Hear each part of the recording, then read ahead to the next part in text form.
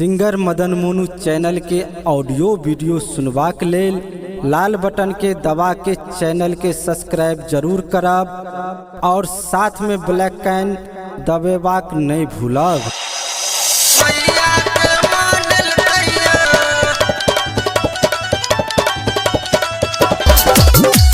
पूजा कर गले अनुष्का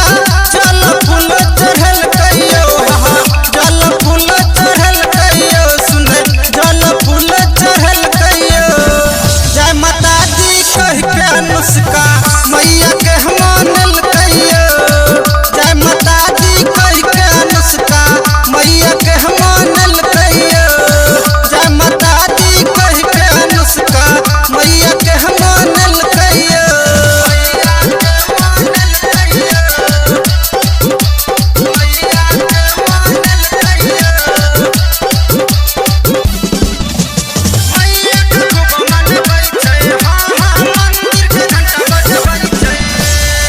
दुर्गा पूजा में मैया के मूर्ति सोहो बनल कहियो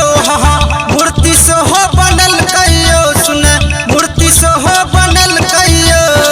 जय माता दी कह के अनुष्का मैया के मानल कहियो जय माता दी कह के अनुष्का मैया के मानल कहियो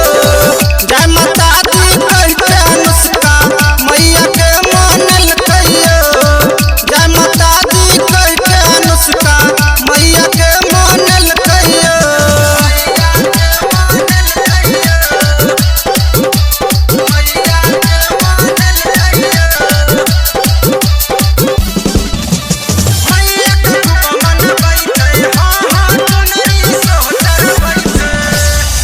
मैया मंदिर में जाके अनुष्का दुर्गा पाठ करल कहियो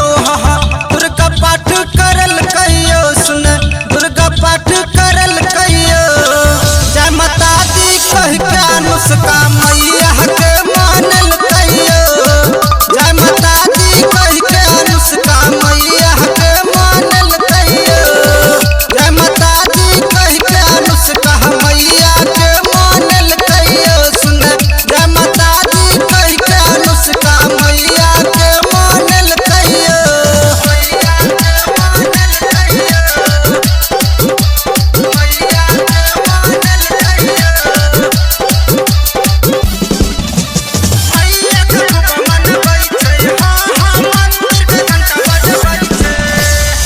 नव दिन नवरात जाग के कन्या भोजन करल कहियो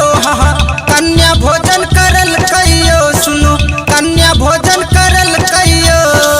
जय माता दी कह के अनुष्का मैया के मानल कहियो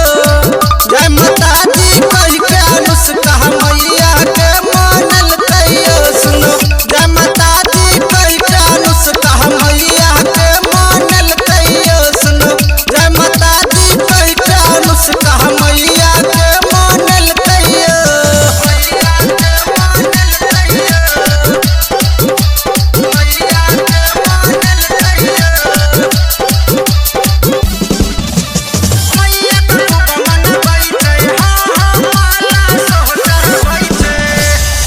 गायक महदान मोनू बिनती सोहो करल कहियो